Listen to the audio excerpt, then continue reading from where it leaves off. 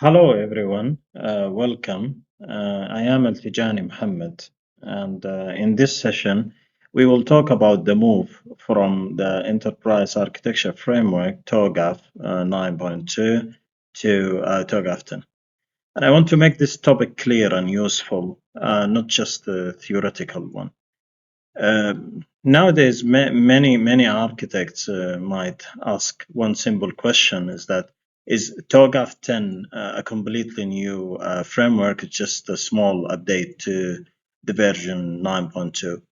Well, the answer is somewhere in the middle, because TOGAF 10 keeps the foundation that made TOGAF useful, especially the ADM, the Architecture Development Method, governance, architecture domain, baseline, and the target architecture, migration planning, etc. But it changes the way we consume and apply the guidance itself.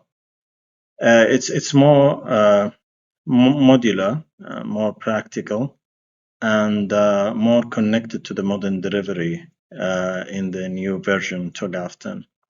So in this video, I will explain what changed, what did not change, and what this means for enterprise architects, solution architects, and technology architects in general.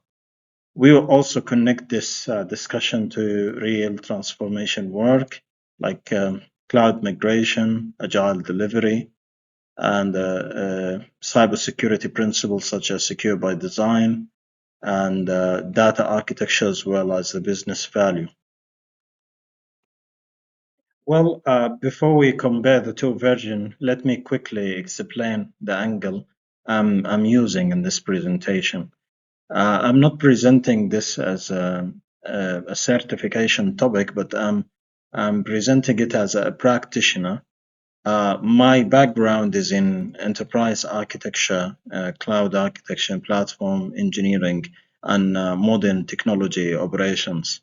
I've worked on current state assessments, target state designs, architecture gap analysis, modernization roadmaps, and executive architecture material. I've also worked with cloud platforms, Kubernetes, such as in general DevOps, GitOps, observability, disaster recovery, and reliability practices. This matters because TOGAF becomes useful when we apply it in real problems. For example, how do we move workloads from old hosting environment to a cloud or hybrid platform? So how do we choose between cloud and private data centers or local service providers environment? Do we define target architecture when security, data residency, scalability, and resilience? How we do define all of that? So the goal today is simple. We will not only say it's just about TOGAF, but I'll be highlighting the differences between the old version and the current version. We will explain why this matters in real work, and we will also discuss why the version 9.2 knowledge is still valuable, but why the working model must become lighter and more modular and more connected to the business value. So here is our roadmap. I will start with the business context because TOGAF makes more sense when we understand how the role of architecture has changed. Then we will recap on the previous version 9.2. We will not spend too much time on every detail, but we'll highlight the parts that are still strong and useful. After that, we'll discuss the practical limitations. That's important when I say limitations. I don't mean the TOGAF the older version was narrowed, or it's still not applicable. But I mean, many organizations used it in a heavy way. It's created too much of documentation and treated the method as a fixed waterfall process. And now we are in the agile era, and sometimes focus too much on technology, not enough on the business value. So then we'll move to the TOGAF 10. The main change is the structure here. And TOGAF 10 separates the stable core content from practical guides, which makes easy to use only the guidance that fits your problem. Then we'll cover the four modern focus areas of the architecture, which are the business architecture, value streams, agile delivery, secure by design, and data architecture. Finally, we will close with the practical takeaways for architectures. Digital transformation changed the role of enterprise architecture. In the past, many teams saw architecture as a planning and governance activity. Architects created documents, they reviewed design, controlled the standard, but the role is still important, but it's not no longer enough. So today, organizations expect architecture to help them move faster.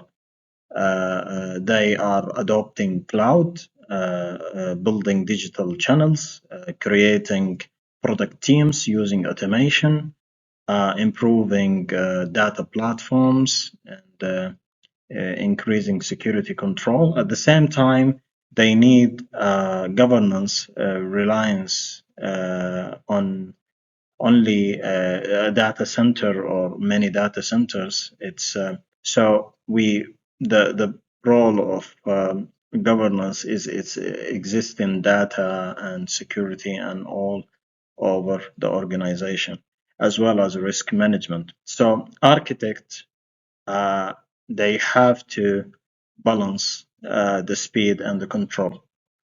This is where the working style changes. Architecture can not only be a big design activity at the beginning of a problem, it must become continuous guiding. It must help teams make better decisions during delivery, and it must define the buttons, the status, and the target state direction. So the whole organization at the end should be moving towards that target state direction.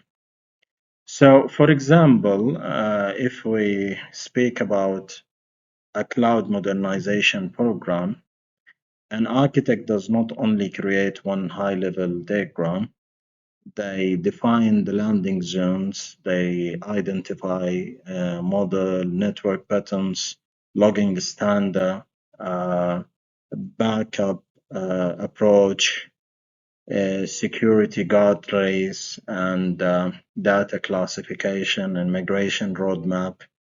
So these decisions may help delivery team move faster because they do not need to start from zero each time. This is the control behind the new, the latest version of TOGAF 10. It's not about throwing away the older one, but this new framework brings in. So it's about making the framework easier to apply in a faster and more complex environment. Now let's recap TOGAF central process, which is the ADM. Most important point here is that uh, TOGAF as a framework hasn't changed, so the ADM is still being applied on the previous version and this current version. It is all the same. So this is just a quick recap for the ADM, which stands for the Architecture Development Method. So, as you can see on this figure, at the center of the TOGAF, there is the ADM, and this method gives the architects a structured way to move from vision to business architecture, data and application architecture, as well as the technology architecture, and then the opportunities and solutions, and finally the migration planning, implementation, governance, and change management. While having all of this, we have requirement management because we requirements are always changing, whether we are developing the current or future architecture. So requirements always sits across the full cycle. So this is still useful because the large organizations, they need the structure. Without a structure, every project can make its own technology decisions. One project may create a new integration button, for example. Another project may duplicate the data. Another may select a different cloud button. Over time. The enterprise becomes complex and so expensive and risky. So the Open Group framework to GAF helps. It helps us giving a common language and discipline to this. It reminds us to understand the baseline, define the target, and identify gaps, and then planning the migration and govern the implementation after establishing the EA capability. It also reminds us to engage stakeholders and manage requirements continuously.